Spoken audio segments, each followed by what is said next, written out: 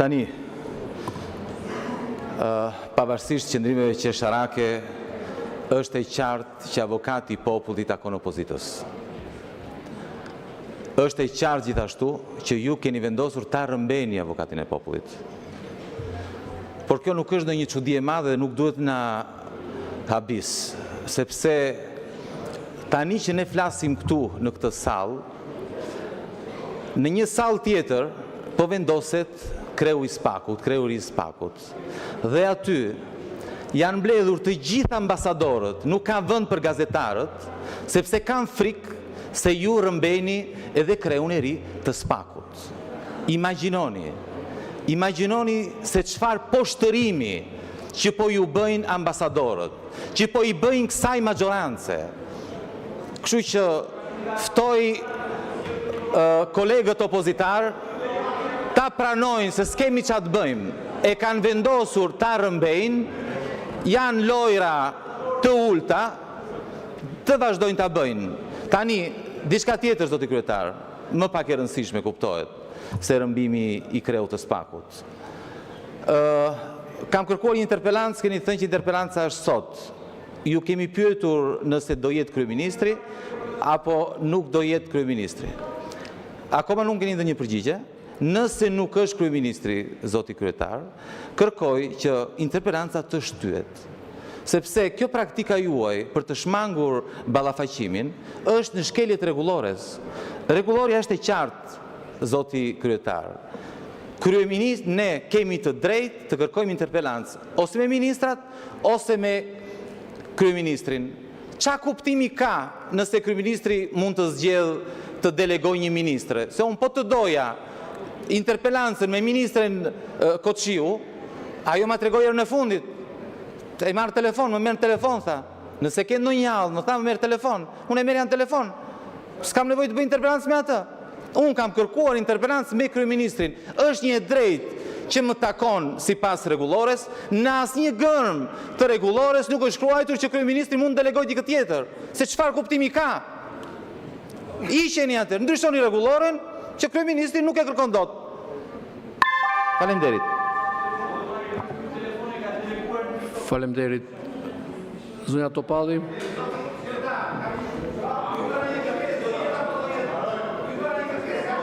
Nuk funksionon me pyetje përgjigje.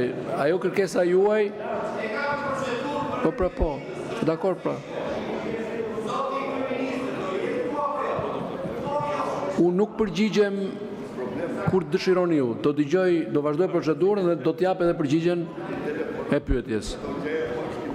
Në lidhje me rendin e disë, zoti kryetar, keni fut këtu për të votuar një propozim që juridikisht nuk ekziston.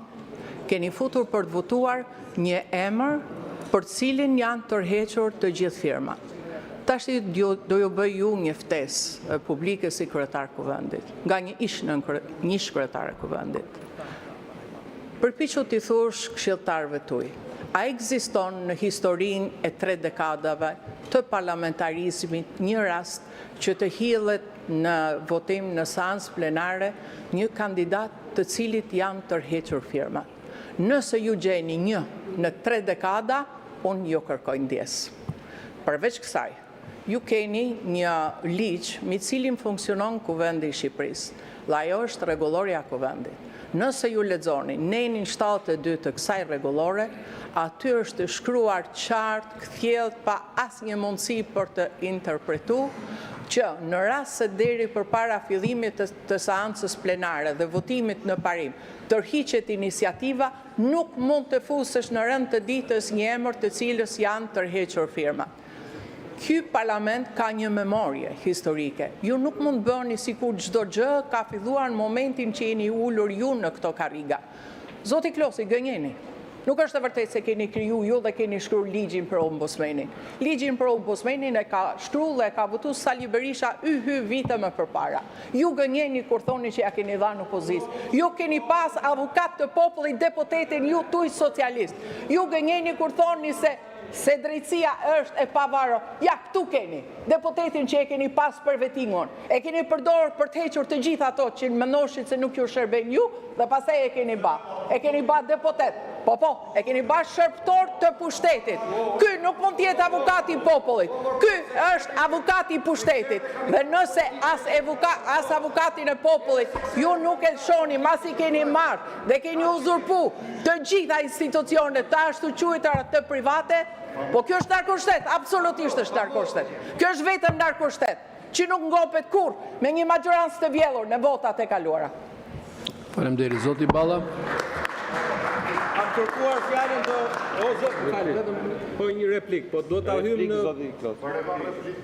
Po, zoti Klosi replik. Josefin, të gjithë respektin për ju, më vjen keq që u detyruat të mos tregoni të vërtetën.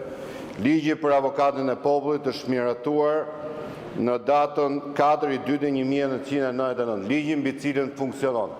Ligj i cili i dha mundësinë këtij parlamenti që avokatin e popullit ta zgjidhte me 84 mandat. Pra, është krijuar mbas Kushtetutës 3. Dhe ne të dy, Josefin, unë dhe ti, kemi qenë negociator të 2001-shit, kur kemi negociuar marrëveshje ndërmjet dy kryetarëve të partive, e cila qëndron mbi atë filozofi që thash, të dorëzojmë pushtet për të bërë shtet. Presidenti i Republikës dhe dakordësia për avokatin e popullit është bërë në atë marrëveshje ku dikush tjetër koleg ka qenë aty prezent, përfaqësuesi i OSBE-s, dhe është vullneti i mazhorancës socialiste, që vjen dhe sot. Por ju bëni përsëri një gabim trashanik. Ngatroni procedurat për paraqitjen e ligjeve me procedurat për paraqitjen e mbështetjes për kandidat. Çfarë do të thotë? Jo, nuk është fare një lloj. Ligji e thot qartë çfarë do të thotë mbështetja për kandidat. Deputetët paraqisin firmat, kandidati hyn në proces, nuk e lidh firmën e deputetit me kandidatin. Çfarë do të thotë? Në qoftë se nga të 6 do të zgjidhet një tjetër, ajo që propozuat ju.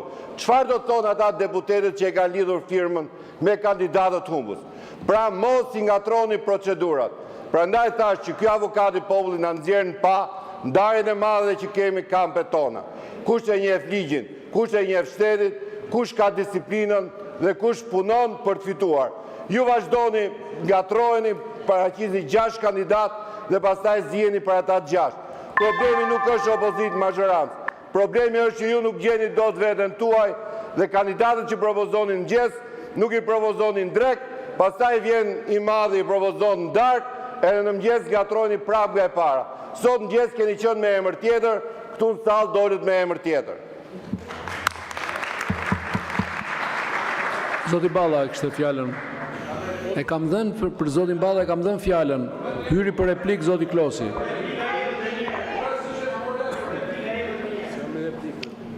Nuk ju përmendë juve zoti kryetar, ky moment i rendit ditës është më i rregulluari në rregulloren e kuvendit.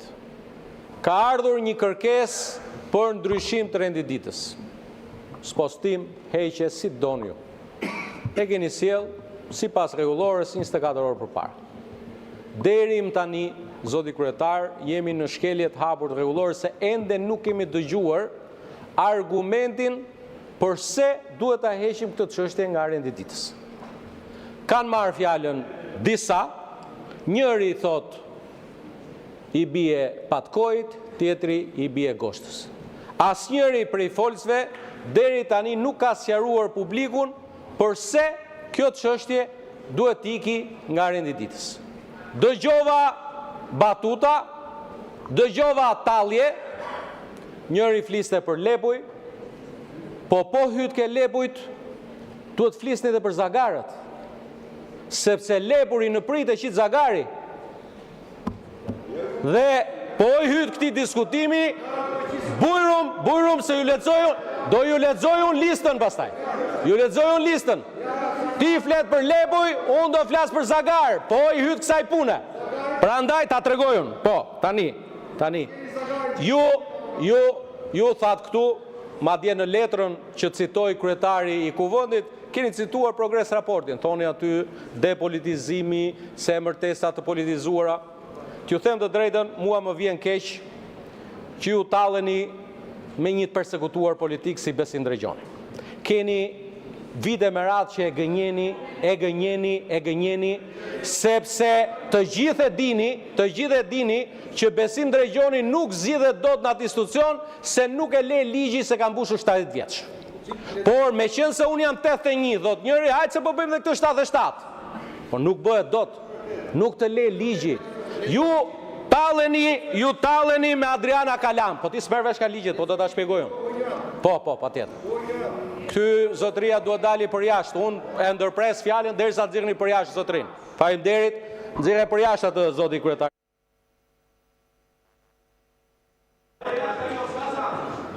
Zoti Bylukbashi, replik.